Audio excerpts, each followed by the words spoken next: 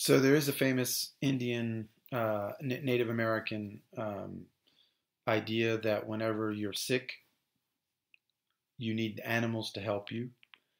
Not only were the tribes that lived on the coast and with higher levels of animal foods granted from the sea, did better health wise than some of the other cultures who were trapped with only corn or only this or, like less variety or less access to animal foods in the sea, different climates. There was a lot of variation there. But one thing was true is that the animals were their sacred source of medicines. All of our glandular medicines in modern world, like, you know, you think of glandular now. I mean, you don't really think of like cod liver oil, even though, it's an organ, but you don't really think of all the other organ meats and things we eat, which also could be kind of in that category. But the glandular system, you know, we used to give like adrenal cortex, and there was things that we got. I mean, even insulin used to be, like before we had, um, insulin, before it could be made synthetically, it was given through pigs. It was a pig insulin. That was how we got it. And before that, we had to resort to other means. Um, like high fat and low carb, and people had to do other things to try to get around some of these things. Um, but this whole notion that that animal that veg this whole like movement where they say, oh, you have to eat your fruits and veggies, you have to eat your fruits, eat 5 veggies a day, 5 fruits a day, all of this madness. I mean, not only is everything treated and sprayed, and I can't even find something organic at the grocery store that doesn't give me some sort of reaction, whether that be jagged stools or different types of things that you can tell that it's something in the food. But or you've gotten used to this food, which a lot of people have. I lived in France for 15 years, and so coming back here, there's a stark difference in soil adaptability that I'm having compared to someone else. And then on the other flip side, I was like watching this line of people line up for this like soy fed chicken place at the farmers market where they feed their chickens a lot of soy, and it's not the it's not that they put that out there, but I know that because I asked that question. And you see all these people lining up for it. The stuff made me sick. Like I had indigestion, and but you see all these people lining up for it, and I was like, well, what's the difference between me and them? I mean, they seem to be okay with it, and I realized that the difference is maybe they have a lot of worms, or maybe they have other parasites. Maybe they're all sharing the same parasites. And that's why I realized that I don't eat a lot of spicy food since I lived in France for 15 years, nor do the French. Now, what is spicy food? What was one of its main functions back in the old days? Well, one of the main functions outside of certain climates where you use spicy food to battle metabolism and certain things, it helps pick things up to that degree. But the truth is it's the heat. So the heat creates parasites and eggs and worms and all this reality in the food, or contamination through bacteria and, lack of refrigeration. So all of those play into each other.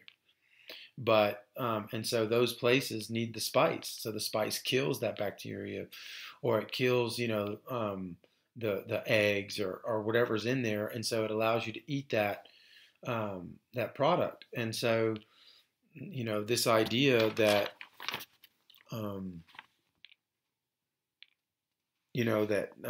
that we're only eating like fruits and vegetables comes back, because it's basically like, okay, we're eating all this food, and it's actually not helping us with cancer. It's not helping with any of those things. The glyphosate, other things are involved there.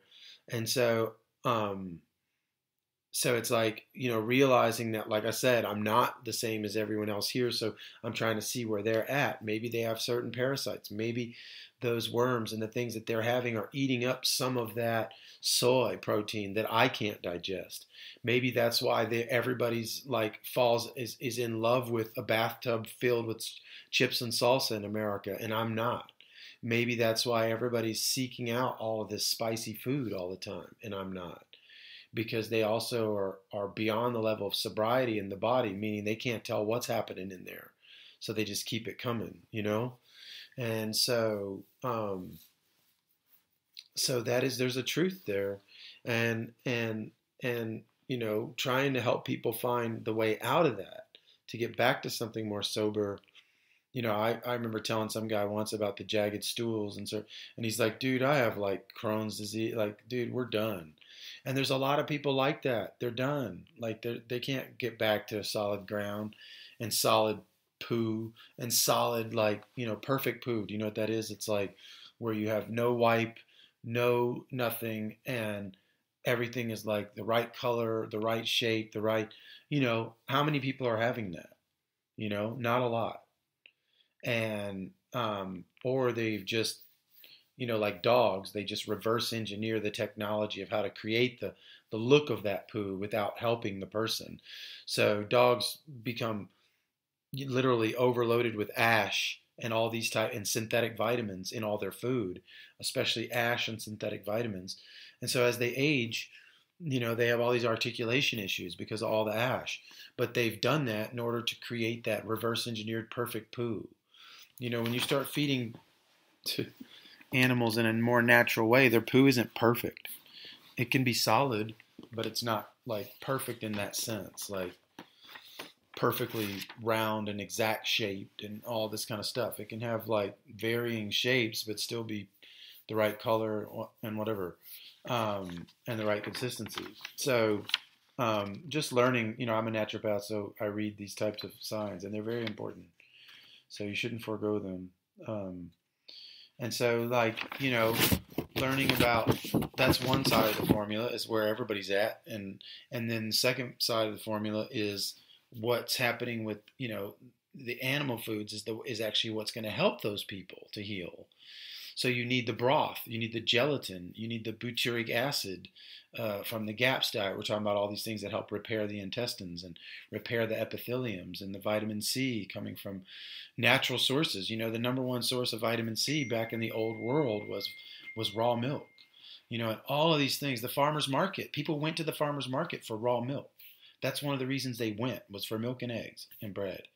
And now those three items are hard to find at those same markets, especially not hard to find, but hard to find raw, hard to find of high quality, hard to find soy-free eggs, hard to find non-soy-free eggs that we just replace the soy with genetic peanut protein, or we just feed the chickens with just they call it candy. That's a slang term for the food. Feed them with candy instead of letting them, you know, proliferate and find worms and do that. And the only way that can be done is if you get them where they're on a farm that actually has cows or other animals where they can follow that path and eat those worms coming from the dried excrement, things like that.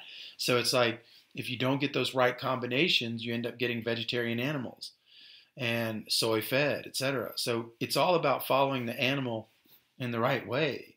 You know, the animal, you know, look at those feet of those chicken. That's not a vegetarian. That is a freaking T-Rex or a lizard with feathers on it. You know, it's pterodactyl. Like, that thing's ready to eat.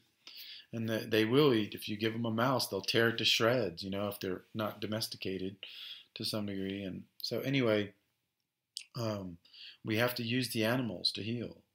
And so this is what the American Indians knew. And it maybe if you get well and you can detoxify all this stuff and you make it to 0.0 and you're just like amazing, then maybe you can start becoming a vegetarian at that point. You know, because you're getting, you know, from some spiritual level, there's some sort of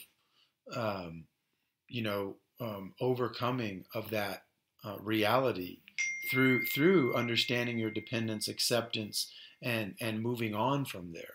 That is possible. The body may teach you that, but not the mind. I mean, the mind's not going to orient you there in the sense that you have to listen to your body and listen to what it needs, and then you're not a slave to the body, but it's like learning how to, you know, move towards the foods that you need. Like, if a woman's on the, having her period and she wants a steak all the time, but she won't go there because she's like, thinks that steaks are bad for you, and especially if it's a high quality steak, well, then she could be ruining her health in that moment until she comes from a different place. That's what I'm saying. These things can be undertaken, even vegetarianism can be undertaken, but it has to be coming from a totally different place. And I haven't really seen that place too much in my current life because I feel like everybody's not coming from that real place. They're coming from a hyper spiritual, like I got this, or like some sort of arrogance. It's not really coming from them listening to understanding, like all the stuff I'm telling you. They understand the dependence. They know where to find liver and kidney and all that in case their child, there's a economic fallout and their child needs vitamins. They know where to find those vitamins. You rarely find that type of mind as the type of mind who's going down these vegan paths or anything else. So when you will find me the person who can have that type of mind and be a vegetarian, then I'll believe that vegetarian finally.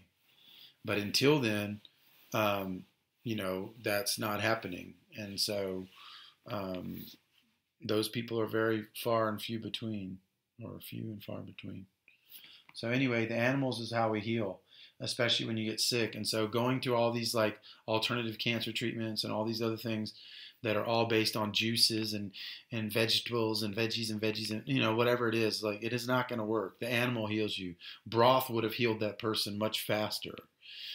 So would high level K2 coming from foie gras, which is totally unallowed to even say that word in front of a vegetarian. But like this is where you have to know where the vitamins are. And so those true vitamins actually will help the person much quicker and faster because the animal's already converted them, and the energy that's gained thereby becomes the energy for your health. It's the energy that repairs the things in the body. You're not going to repair your organs and kidneys with like Rice Krispies and quinoa. You're going to need some organs, some liver, and some things like that, unless you've moved beyond that reality and you've understood it to a deep degree. So anyway, that's all I got on this one. Thanks. Come check us out if you like that at theheartoftradition.com for more tips, tricks, books, podcasts, all for free.